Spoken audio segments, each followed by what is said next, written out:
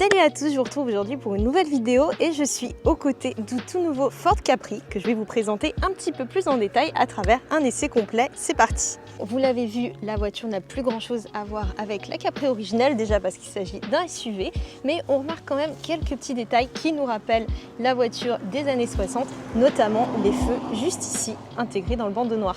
En termes de dimensions, celles-ci sont évidemment bien plus généreuses puisque le SUV mesure 4,63 m de long pour 1,63 m de haut. Le Ford Capri est également un petit peu plus grand que le Ford Explorer qui repose sur la même plateforme, mais également on a une silhouette légèrement différente puisqu'on a ici une carrosserie coupée que l'Explorer n'a pas. À l'arrière, on a un dessin qui nous rappelle l'avant, notamment au niveau de ce bandeau très tendance. On retrouve ici le nom du modèle avec le nom de la marque. Plusieurs styles de jantes de 19 à 21 pouces sont proposés, dont celle-ci, dont le design a été conçu pour améliorer l'aérodynamisme de la voiture, tandis que le jaune vivide de notre voiture d'essai est livré de série. Je vous montre maintenant l'intérieur de Ford Capri qui est en fait intégralement repris de l'Explorer. On retrouve ici un grand écran tactile de 14,6 pouces, ainsi que juste ici, un petit combiné de 5 pouces. L'écran tactile est quand même très imposant, très grand, mais il est facile à utiliser. On a ici plusieurs widgets qu'on peut personnaliser selon les besoins. Et on a ici toutes les infos sur la voiture. Note ici que les réglages du siège sont électriques pour le conducteur, mais pas pour le passager. L'intérêt de ce SUV, c'est surtout les rangements. On a ici une grande console centrale de 17 litres qui permet de ranger sans aucun souci des bouteilles et même un ordinateur portable. On retrouve ici un port de chargement par induction ainsi qu'un rangement pour le téléphone. On a ici une grande barre de son B&O ainsi qu'une boîte à gants dont la taille est assez raisonnable.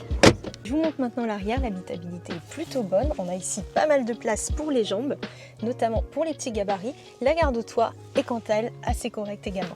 En ce qui concerne le volume de corps, celui-ci est assez raisonnable puisqu'il mesure entre 572 et 1510 litres une fois que la banquette arrière est rabattue. Et on note ici la présence d'une trappe à ski. Donc nous sommes maintenant au volant du SUV. Il faut savoir que plusieurs modes de conduite sont proposés. On est ici en mode sport, mais celui-ci n'a pas beaucoup d'incidence sur la conduite. L'ensemble est plutôt typé confort. On a quand même une sensation de sous-virage assez marquée, notamment à haute vitesse, mais il faut quand même savoir que c'est une voiture qui reste plutôt conçue pour le quotidien, donc ça ne sera pas forcément gênant. Le poids se fait aussi ressentir.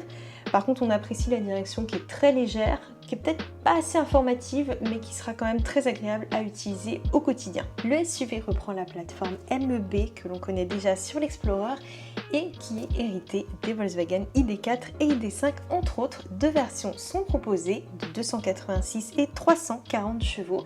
Le 0 à 100 est quant à lui réalisé en 5,3 secondes pour la version la plus performance, tandis que toutes les déclinaisons ont une vitesse maximale de 180 km/h. Deux batteries sont également proposées sur le Ford Capri, 77 et 79 kWh avec une autonomie maximale de 627 km. La recharge s'effectue quant à elle de 0 à 80% en 26 à 28 minutes à une puissance maximale de 185 kW. Il faut savoir que la pompe à chaleur et le préconditionnement de la batterie sont livrés de série et que le SUV commence à partir de 46 400 €.